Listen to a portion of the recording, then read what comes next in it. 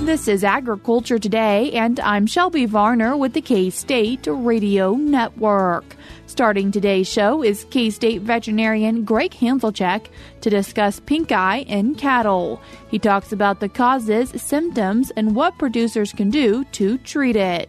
Ernie Minton, Director of K-State Research and Extension and Dean of K-State's College of Agriculture, continues the show by reviewing his recent statewide e-newsletter that says what is happening in and around campus.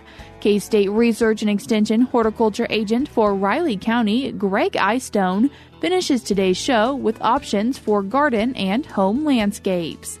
That and more is coming up ahead on Agriculture Today.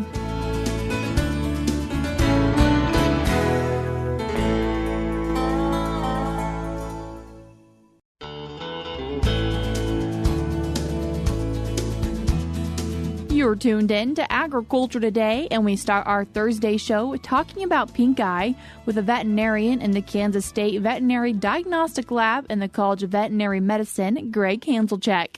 Gregg, thanks for joining us today. Good to be here. Gregg, what is pink eye? Officially, pink eye is called IBK, infectious bovine keratoconjunctivitis. But it's just an infection of the eye, but it's actually an infection of the cornea. So that part that's clear, that you can see the iris, you can see the lens, that's the outside of the eye that's clear.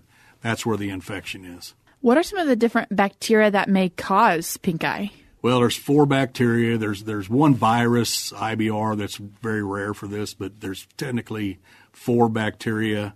Unfortunately, they have very similar names. One's Mycoplasma bovis, Mycoplasma bovoculi. Then there's Moraxella bovis and Moraxella bovoculi. So the one we're seeing the most is Mycoplasma bovoculi. It's kind of a new emerging bacteria. And the reason we see it a lot is that there's people that believe that it actually helps the other bacteria in the infection process. So there's some synergy going there. So it's those 4 bacteria that we commonly see in the eyes. Do those 4 bacteria have a different effect when it comes to pink eye? Basically, you can't tell until you take eye swabs and actually grow or do testing on it to decide which of those organisms. They present exactly the same. And is this something that it gets in the eye or that bacteria always lives there? The bacteria always, that's a great point, always live there. So we can swab healthy eyes and eyes with pink eye, and we're going to find the same bacteria. In order to have a pink eye, something has to break the integrity of that cornea. And what it does, it allows those bacteria that are on the outside to actually gain entrance to the underlying layers of the cornea. And that's when we start having the infection. As we're thinking about this, and we'll talk about some of those different things that you often see breaking the cornea and causing these issues. But first, what are some of those symptoms? The symptoms are, at first, you'll see runny eyes. They'll just look like they're tearing all the time. They're very sensitive to light. So a lot of times the calves or the cows will actually hold the eye shut. Typically, we're going to see it in one eye at a time. Sometimes we'll see it in both. But it's tearing, keeping their eyes shut, basically, are the early signs of the infection. And is there a progression where it becomes more and more of a concern? Unfortunately, that's true. So if the disease progresses, say the treatment's not effective or the animal just progresses with the disease, then we can move to a point where we have ulceration of the cornea. And an ulcer is just a crater. And if we don't stop the infection there, then that crater can become deeper and deeper until it completely perforates. And then what happens is the organelles or the things in the eye, the iris and the lens and things start coming out of the eye, and it changes the shape of the eye. And you hear people talk about Popeye calf or a Popeye cow. That's what they're talking about, is a fully perforated ulcer that's now prolapsing the inside stuff to the outside. And at that time, vision's never going to come back in the calf or the cow at that point. Is this often a really fast progression, or it takes a little bit of time? It usually takes a little bit of time, but it can go from very mild to very severe within 2 to 3 days. And so the earlier that these animals are caught and the earlier that the treatment can be administered, the more likely that we're going to have a success and we'll actually save the eye. Why is this time of year maybe a time where cattle producers want to keep a closer eye on their cattle for pink eye? Yeah, there's lots of things out there that can break the integrity of the eye. And one of the things we always talk about are face flies, house flies too, but they both feed on the juices around the eye. And their mouth parts, we call them raspy mouth parts. They're very, very, they're just like a rasp. They're very coarse. And so you get enough of these flies feeding on those liquids as they're moving around the cornea, they can actually lacerate it. So fly control is a big deal. 2 is dust. If we go through the drought like we have in the past few years, the dust can get in the eye, can lacerate the eye. A little bit later in the season when the grass starts heading out and becomes mature, we'll start seeing issues there. And what's happening with that is that the calves and the cows are trying to graze closer to the ground because that's the grass that's the most palatable. And when they put their head that close to the ground, they have to go through those seed heads. And a lot of times those seed heads will lacerate their eyes. So those are some of the things we see. We also see it very dry TMRs. So when we're putting the TMR in the bunk, if it's a really dry ration, there's enough hay dust, especially alfalfa, that can get into the eyes of the calves, and we can have a pink eye outbreak then too. So potentially a little bit of prevention work that could be done, but unfortunately kind of it just happens usually? Yeah, I mean, there's only so much that a producer can do, you know. I mean, you're not going to do anything about dust. We can, for face flies, we can, if it's mid-season, we can, if possible, maybe put in new fly tags because they do wear out, or maybe we can spray the animals to get rid of the face flies. If it's dust, there's nothing we can do about it. There are areas from friends of mine that practice in other parts of the United States where they actually can go out into the pastures and mow the seed heads off. That's not in my world, but I know that if it is possible, that's a good way to prevent that part of it. If it's a dry TMR, then it's a matter of putting a hose in and wetting the TMR, or if they've got the opportunity to add some silage, anything to wet it down to keep the dust down. So there's things that we can do. Some of them sound simple, but they're not easy, and then there's things that we can do. Is this something where usually it's just maybe a few cows versus the whole herd? Typically, it's going to be onesie, twosies in a herd, but if it's multiple animals, then that's the first thing the producer needs to think about is, okay, what is in the environment that's lacerating the eyes? Because if you don't remove that, which we just talked about, you can't always, you're going to continue to have to treat new cases.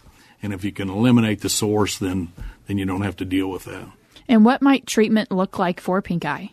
Well, the treatments, there's 2 injectable antibiotics that are out there, tetracyclines and then Draxxin are both labeled for.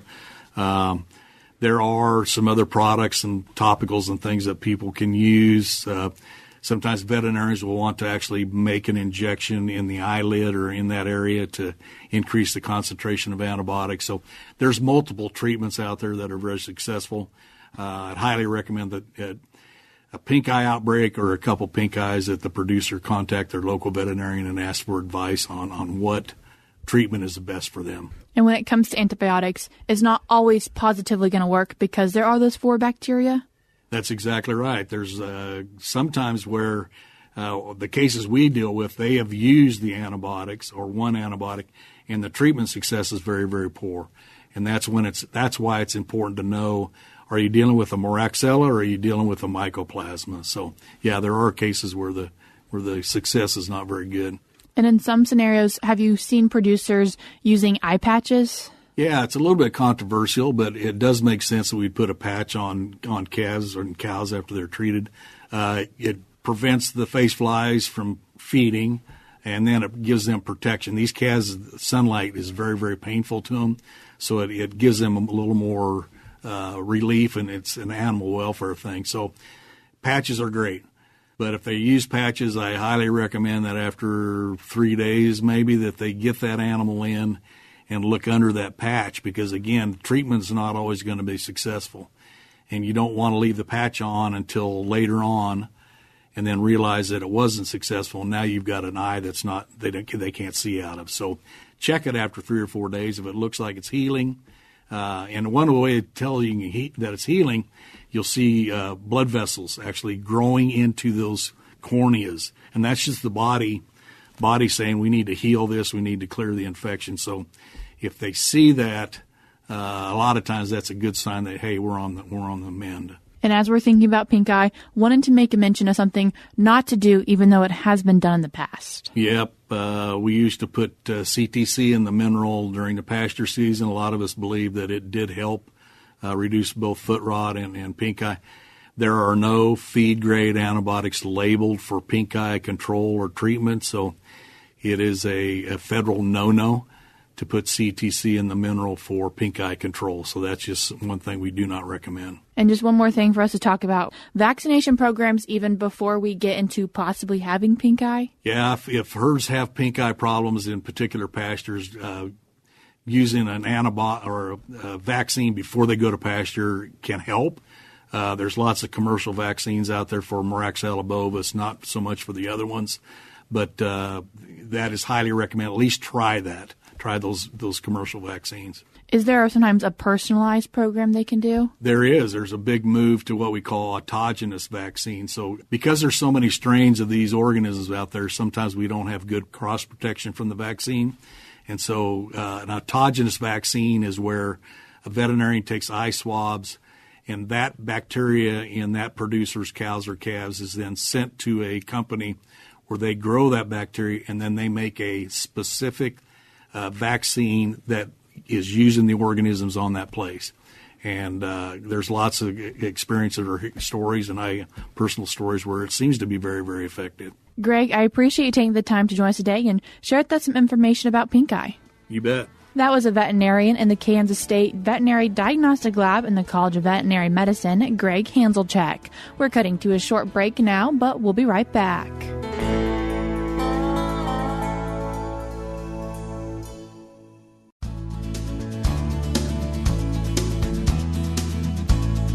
You're tuned in to Agriculture Today, and we continue our Thursday show hearing from the Director of K-State Research and Extension and the Dean of K-State's College of Agriculture, Ernie Minton. Ernie, thanks for joining us today. Thank you very much for having me.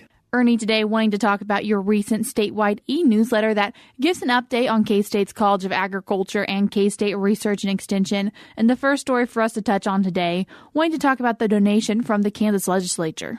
Yes, we had a really great year as a university with the Kansas legislature, and one of the topics that's highlighted in that particular story is we were able to secure another $25 million towards the Ag Innovation Initiative. As to remind folks, that's a grand total of $210 million across several projects. But anyway, at any rate, the legislature saw fit to add additional support, and this one had a $1-to-$1 match. And I'd say as of today, we feel like if we're not there, we're within a hair of having that one done. So we'll get that $25 million for sure. Just as a reminder, going back to 2022, in President Linton's first year, we got $25 million outright, and then the second 25, we had to raise 3-to-1 in that match. This year, this 25, I'm going to say only had to raise $25 million. So the point of retracing those is that the state has contributed a total $75 million to this $210 million Ag Innovation Initiative. So we're very, very appreciative of what the Kansas legislature has done for this project. And making the point that them matching it is important for also the support you've received from so many others. All right. Our donors are, first of all, our Kansas Ag Fundraising Foundation team. I'm gonna say they're tops in the nation. They've done a fantastic job, helping us meet these matches. But I think what it also does is speaks to how this project is resonating with donors, and they think it's the right thing to do. And thinking of how K-State is moving forward, the Feed the Future Innovation Lab on Sustainable Intensification was recently granted $6 million. Yeah, these Feed the Future Innovation Labs, our team has been quite successful with. This one has been running for 5 years, renewed for another 5, so it's coming to the end of its 10-year cycle. But they just received a subaward or mission buy-in award from that takes the project down into Guatemala. And if you look at the objectives of this $6 million grant, it's really a lot about capacity building in Guatemala to really support the agricultural economy, and so that's what this Sustainable Intensification Lab does. In addition to helping with crop production, there's this work focuses on innovation across the many sectors that support agriculture in that particular country. So really, really good work there. When we go into countries and do these kinds of things, sometimes there's innovation that comes back directly to help Kansas in terms of germplasm or those kinds of things that we can use in our breeding programs. But in other cases, we're simply helping the economy in those countries and maybe managing things like immigration and that kind of thing that otherwise would happen. So really great work by that team. As we bring ourselves back to Kansas, also just wanting to make another quick mention, as we've talked about here on Ag Today, the Kansas Farm Income for 2023. Yeah, there's a really nice story. A couple of our really great economists in the Department of Agricultural Economics, Dr. Jenny Ift and Dr. Joe Parcell, put together this story that discusses projections for Kansas farm income. And I think the bottom line, without getting technical and with regard to ag econ, I don't get technical, but the bottom line there is 2024 looks a lot like 2023, but there are some, for those that are interested in digging deeper, some discussions about livestock versus the grain sector. Something else from this month, K-State's Ted Schroeder received an award. Yes, so some really great friends of the College of Agriculture, Mark and Eva Gardner from Gardner Angus Ranch, have endowed an award that's called the Innovation and Excellence Award. And really what they set this up for, and just to put it in very, very simple terms, is for faculty members who are really getting it done and maybe haven't received, in their view, all of the notoriety that they should have. I think this particular one is the first one that's been outside of animal science, but that was certainly not a restriction that the Gardners want to put on this award. It was for folks who really have contributed, and Ted is one of those.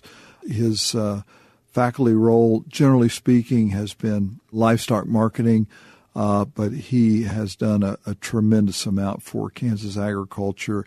And as this story highlights, the award focuses on his contribution to the beef sector, and so I think it's really fitting that this award goes to Ted this year. And wanting to mention that Ted has been at K-State for quite a while making these contributions. Oh yeah, I think he's been in the trenches for nearly 4 decades, and so he's really been a solid K-State contributor. And as I talk to alumni and producers across the state, many will remark at how Ted has impacted their enterprises. Wanting to take a look forward now for Kansas State University and K-State Research and Extension, another groundbreaking was recently held. Yes, on May 17th, we held our third and final groundbreaking for the Ag Innovation Initiative. Just as a reminder, May 15 of 2023, the groundbreaking for the Agronomy Education and Innovation Center. Then in December 2023, we broke ground for the Bilbrey Family Event Center. And now, May 17, just a week or so ago, we broke ground on the Global Center for Grain and Food Innovation, and that also, includes significant renovations to Call and Weber Hall. So a lot of great things in store for not just the College of Agriculture, but for Kansas State University as these projects come on board. And when you read through that article that discusses this groundbreaking, a lot of mention of collaboration, but not only just within the departments of the College of Agriculture. Yeah, that's right. So an important part of this global center, we're calling it, is that the president has made a requirement that this building would contain up to 30% of its offices and research laboratory space for multidisciplinary work. And so what that means is that teams of scientists and graduate students, postdocs, that could be from other colleges, engineering, health and human sciences, or whatever the case might be, veterinary medicine, could work in that space as well. In addition to that, up to 10% of that 30% could be devoted to public-private partnerships. So external entities could also occupy space for a project and then move on, and different things will happen. So it'll be a different approach to solving complex problems. And there is construction fence now up where this new building will be being put. And so what makes you excited as we move forward? Just in the last week or so, going back even to right around the groundbreaking time, the windows had already been removed from Weber Arena, and now this week, early June, I see there's already a big bite out of the roof of Weber Arena. So this thing is real, and it's happening, and that creates a lot of almost day-to-day excitement to see the progress of taking down that iconic structure. But as we were visiting before we started this segment, for new freshmen coming into animal science or grain science, food science, they should see these buildings completed before they graduate from K-State. So that's a very, very exciting thing. And by the way, all the projects are due to be completed by midsummer of 2026. So it's going to be a great time. We're going to have to dodge some construction fence and put up with some inconvenience, but it'll be a great outcome. Ernie, I appreciate you taking the time to join us today and share with us some of the stories from your May Statewide e-newsletter. Well, just happy to share that content with you. That was Director of K-State Research and Extension and the Dean of Kansas State University's College of Agriculture, Ernie Minton. In today's show notes, I will place a couple of links. The first one will be if you'd like to check out this month's statewide e-newsletter. There will also then be a link for you to sign up to receive these e-newsletters. We're getting to a short break now on Agriculture Today, but when we come back, we'll be joined by Gregg Eyestone for this week's horticultural segment.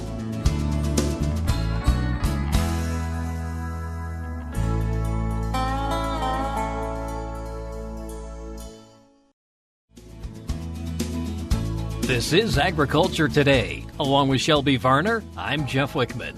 Weed control is often an endless task. However, hand pulling, using pre- and post-emergent weed killer products, and mulch are ways to control weeds. K-State Research and Extension Horticulture Agent for Riley County, Gregg Eyestone, discusses the effectiveness of these various control methods. Greg, we were just kind of talking about the fact that when we had all that rain, we quickly saw how fast some of the weeds were growing in the landscapes, the flower gardens, the vegetable gardens, and we really want to get on top of that. We do. They are competitive and going to take some of the moisture away in drought situations. It's important that our desirable plants get all the moisture that's available, and they're going to take up space, maybe do some shading of our plants. So it is good to manage weeds. It's an ongoing thing. It's not going to be a one-time fix, but throughout the season we need to be thinking about how to control these problem plants. If it's something that is on the minor side, we might be able to get away with just some hand pulling? Yeah, that still definitely works in situations where it's not too vast of an area and very effective, and you see immediate results. And so this can be done. I might encourage you to water or do it right after a rain event so that they are a little bit easier to pull out, but that is still a viable solution. So if you have a big problem, you're probably thinking that you need to do a pre-emergent at some point. You can. So we want to start with a clean slate, if you will, because pre-emergents only affect the seedling seedlings, the young plants, as they start to produce their root system. And so you start with a clean slate, whether you did some hand pulling or maybe even some cultivation with a hoe, something like that. Hoe works for larger areas. We want to probably use what's called a scuffle hoe. It's a little different than your typical looking tool that you find at a hardware store. Scuffle hoe has a flat blade, and so that's going to cut those roots and the growing points off, and so you're not stirring up the soil as much, creating more weeds as you stir up the soil. So when you have a clean slate, we can put down a pre-emergent to control at least some of the weeds. Preen is probably the most common product out there. It's trifluralin is the active ingredient. It can be found in other products, but that's one most typically found and labeled for a lot of flowers, vegetables, and in the landscape as well. Read and follow all labeled directions on products like that is going to get you the best use of that product. And they do, peter out, so to speak, and so find out when you may need to reapply that. So what about post-emergence then? When do we use those? So if you have some weeds that are coming up that you can't control, whether it's cultivation or hand pulling, there are products that can be used to control weeds. Again, you're going to have to read and follow label directions. Glyphosate is probably the most common. Controls a lot of weeds, and it affects anything it comes in contact with, and so you need to be careful. Application or application equipment comes into play here. If you just can swipe product onto the weed itself, and you control just that weed and not maybe the surrounding plants that you're trying to protect. And so just maybe the application comes into play a little bit more than the product that you select. But again, you do need to have a product that's labeled for that use. Glyphosate can be used in some of the vegetable areas, and of course flowers and landscapes. And there are other products that are out there as well that can be used. Just read the product label. And I guess one of the best ways to really suppress the weed growth is just through using mulch. That is a great way to help slow down weed competition. Many of our weed seeds need sunlight, and that's when we stir it up with a hoe improperly. They come to light and they start to germinate. So if we can shade them, whether it be with growing plants well, so they shade out the competition, or areas that are bare ground, if you will, putting down we prefer as horticulturists wood chip mulch, something organic that's going to break down and improve the soil as well as slow down weed growth.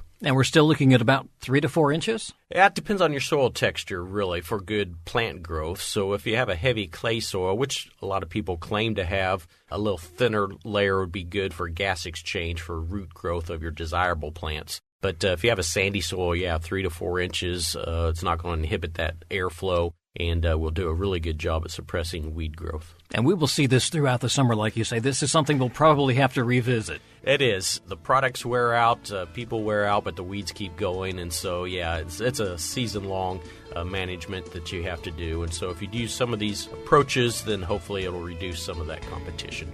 That's K-State Research and Extension Horticulture Agent for Riley County, Gregg Eyestone, with advice on controlling weeds. And that'll do it for this edition of Agriculture Today. For Shelby Varner, I'm Jeff Wickman. This is the K-State Radio Network.